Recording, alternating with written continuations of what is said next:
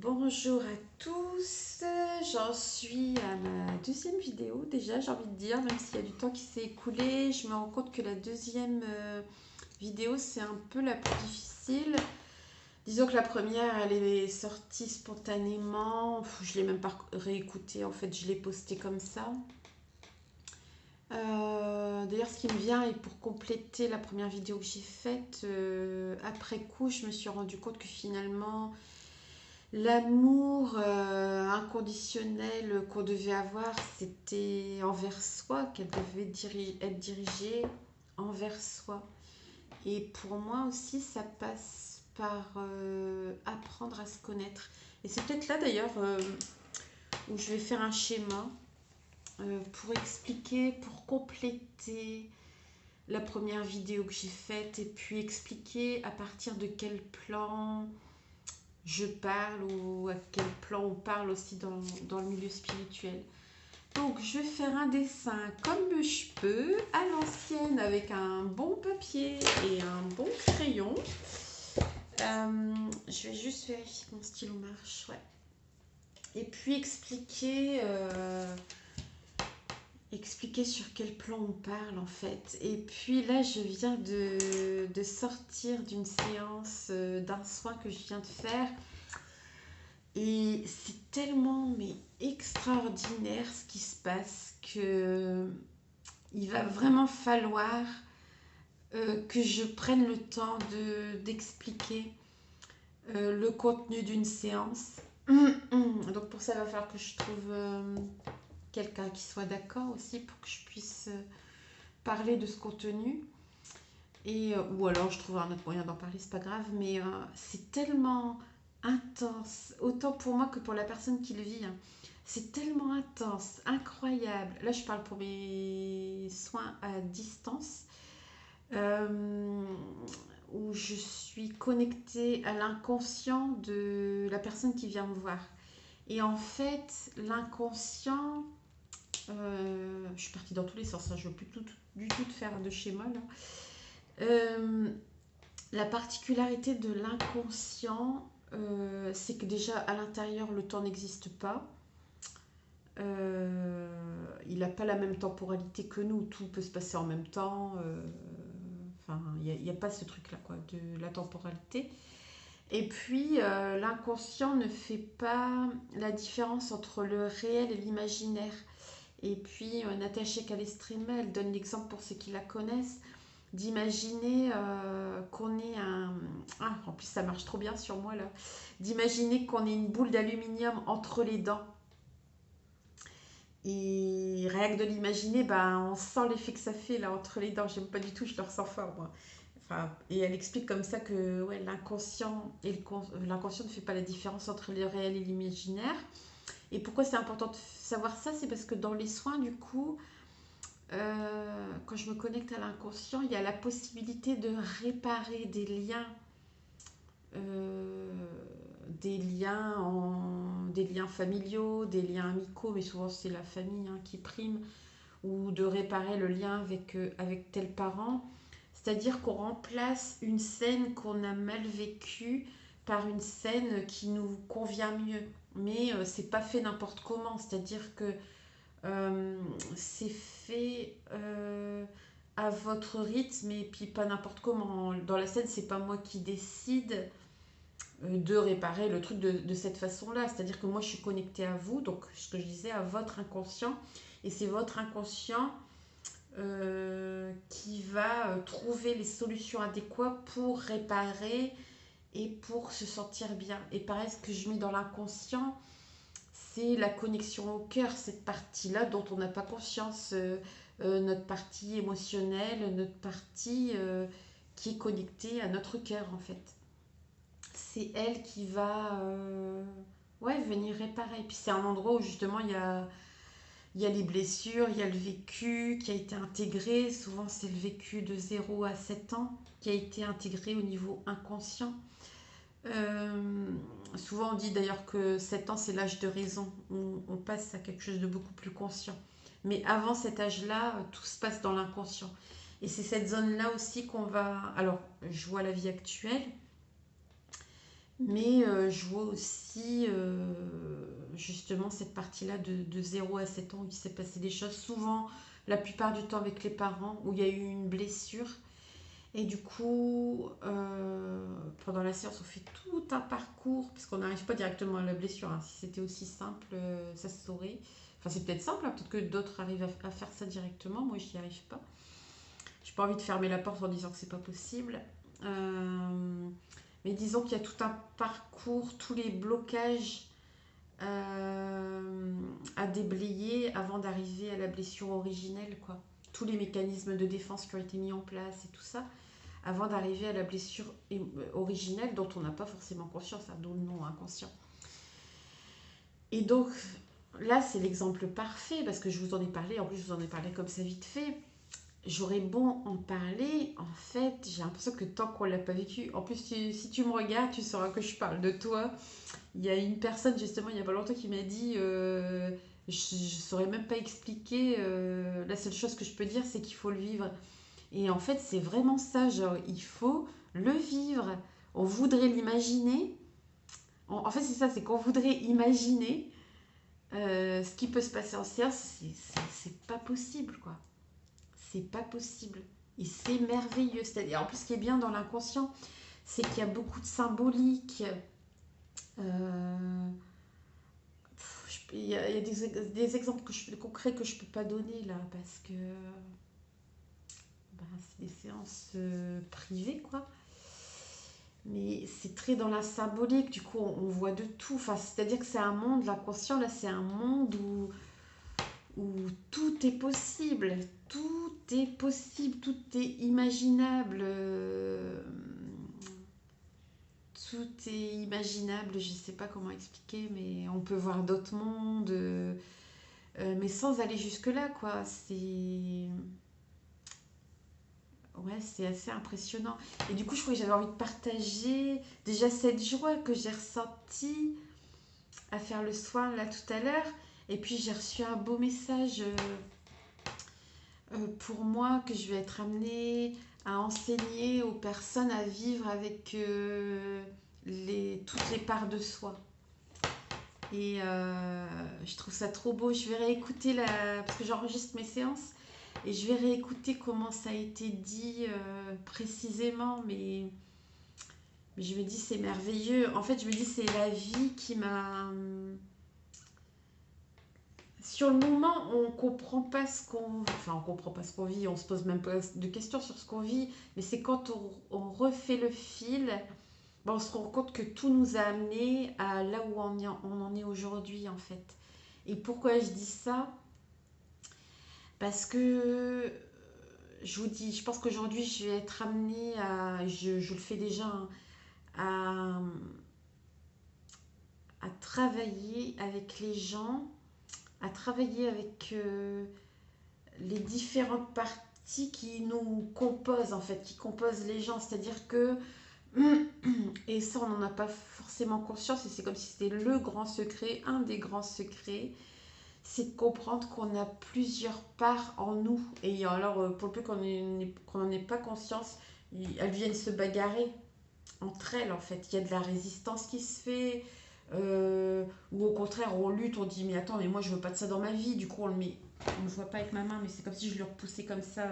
On a envie de mettre ça de côté. On pousse, on pousse, on pousse. Toutes les parties dont on ne veut pas, on les pousse, on les pousse, on les pousse. Sauf qu'elles sont là derrière, elles existent, quoi. Et donc nous, on a envie d'avancer, puis il y a toutes les parties derrière qui nous tirent, qui nous tirent, qui nous tirent. Et l'idée, ça serait d'aller prendre conscience de quelles sont ces parties-là. Qu'est-ce qu'elles viennent nous dire? euh, Qu'est-ce qu'elles viennent nous dire de nous? Et souvent, quand on va explorer ces parties-là qui sont derrière, là, c'est des parties qui sont en souffrance, qui sont sensibles et qui sont en souffrance. Qui sont en souffrance. Et c'est pour ça que moi, ça m'a fait halluciner. On va croire que j'ai quelque chose contre tout le discours spirituel. D'accord, ok, j'ai fait une première vidéo là-dessus, mais c'est dans le sens où, moi, il y a un moment, j'étais surprise que on fasse tout d'un coup la chasse à l'ego. Le truc à détruire, mais c'est d'une violence, mais incroyable. Et moi, de ce que je comprends, et c'est là où je voulais faire un schéma, de ce que je comprends, c'est pas faire disparaître l'ego, c'est être avec lui, le rassurer parce qu'il a besoin d'être rassuré. Et une fois qu'il est rassuré, mais il vous fout la paix. Donc bien sûr, il y a des moments où il va revenir et tout ça. Mais est-ce que le but, c'est de le détruire? Pour moi, en tout cas au stade où j'en suis, c'est plutôt de vivre avec lui, en fait, en collaboration avec lui, parce qu'on lui fait violence. Et c'est toutes les parties que je vous dis qu'il y a derrière, là, qu'on essaye de brimer. Donc ça peut être, quand je dis les parties, ça peut être des parties de nous qui essayent de contrôler, ça peut être une partie de nous qui est vulnérable, ça peut être une partie de nous qui est hypersensible, plein de parties de nous comme ça que la société ne valorise pas forcément. Du coup, on les réprime. Ah bah non, je peux pas montrer ça de moi. Puis on les réprime, on les réprime, on les réprime. Puis ils sont là derrière, ils sont là derrière. Puis ils viennent émerger là. Hein. Voilà, ils sont derrière, mais ils sont là. Et puis du coup, nous, on a du mal à avancer avec, quoi. Et donc moi, tout l'intérêt de mon travail, c'est d'aller voir, je n'ai pas fait la vidéo pour ça, mais ça vient là, c'est d'aller voir ces parties-là là, et de les ramener à la conscience. Ok, toi, tu as envie d'avancer, mais il y a cette partie-là qui souffre. Ou du moins, il y a cette partie-là, imaginons, elle veut pas aller... Alors ça peut être quoi? Imaginons, moi, j'ai envie d'aller à un certain rythme, j'ai envie de courir, par exemple. Et puis, ouais, imaginons, moi, j'ai envie de faire un marathon. Puis je dis, mais puis attends, mais punaise, mais pourquoi j'arrive pas à faire le marathon? En plus, j'ai envie de faire ça, et pourquoi j'y arrive pas, et pourquoi, et pourquoi, et pourquoi? Et puis, va venir à la conscience, justement, la partie, justement, qui a pas du tout envie de faire le marathon. Je suis en train d'inventer un exemple complètement fictif. Et du coup, on va aller voir. Ok, je vois que toi, t'as pas envie de faire un marathon.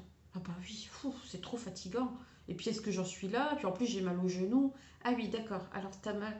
C'est fatigant et en plus, t'as mal au genou. Bon, bah, on va aller voir le genou. Puis tiens, on va apaiser. Et là, comment tu te sens? Ah oui, c'est vrai que là, il n'y a plus le genou, j'ai moins mal, mais quand j'étais petite, ben, on me poussait tout le temps. Alors là, on me disait toujours dépêche-toi. Alors là, maintenant, de courir, ça m'embête. Ah oui, d'accord. Donc là, il y a une blessure. Et puis là, par exemple, on va aller voir. Bah tiens, c'est mon père qui me disait toujours dépêche-toi, dépêche-toi, dépêche-toi. Ou ma mère, hein, j'invente. Donc là, après, je vais aller voir. Ah oui, d'accord, on disait toujours de te dépêcher. Puis je vais aller voir le père. Dans ma tête, je vais voir. Je vais aller à la rencontre du père, en fait, que je vois dans cette partie inconsciente dont je vous parlais. J'ai la possibilité, et ça, j'ai découvert ça. J'ai découvert qu'on pouvait se connecter en tant que médium aux personnes décédées, mais j'ai compris aussi que je pouvais me connecter aux personnes vivantes, à leur âme. Et en fait, elles viennent dans les soins avec leur accord, hein, bien sûr. Et puis, alors, il se peut que je me connecte au papa et puis qu'ils disent, ah bah oui, c'est vrai, excuse-moi, enfin, qu'ils disent, ah oui, je me suis pas rendu compte que je te demandais autant de te dépêcher. Donc là, il va s'agenouiller face à la partie là qui, souvent c'est la petite fille hein, ou le petit garçon.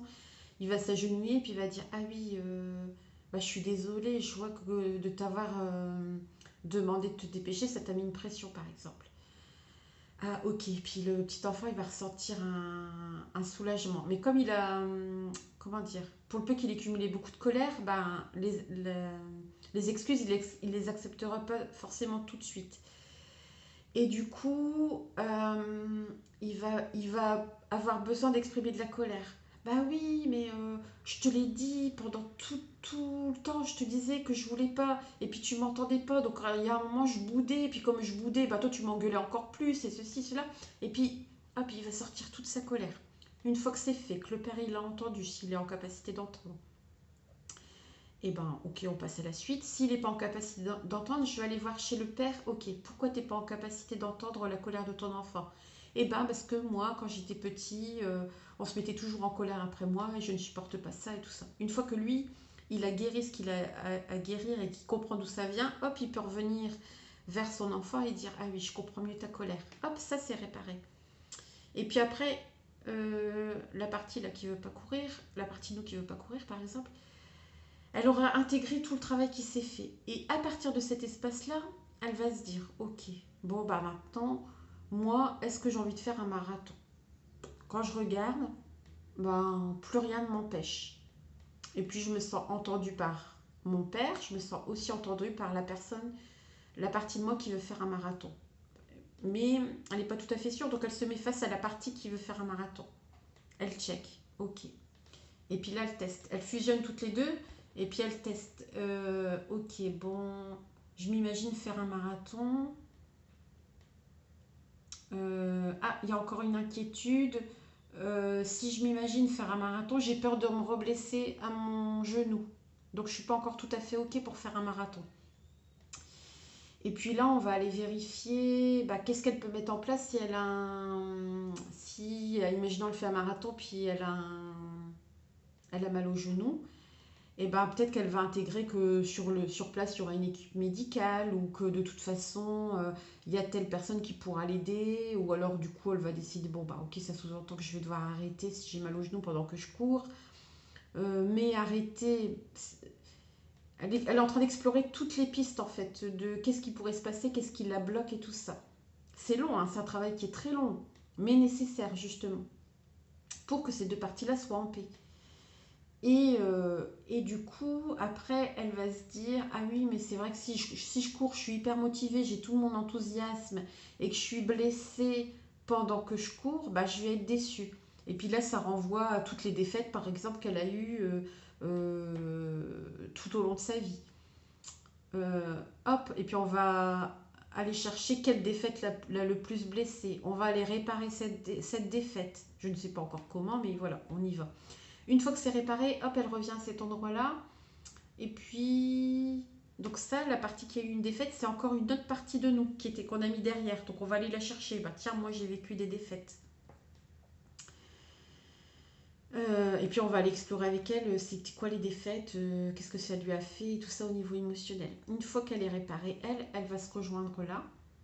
Et puis une fois que la défaite, elle est intégrée, guérie, soignée, soulagée, hop, elle intègre la partie qui à la base n'était pas d'accord pour faire le marathon. Et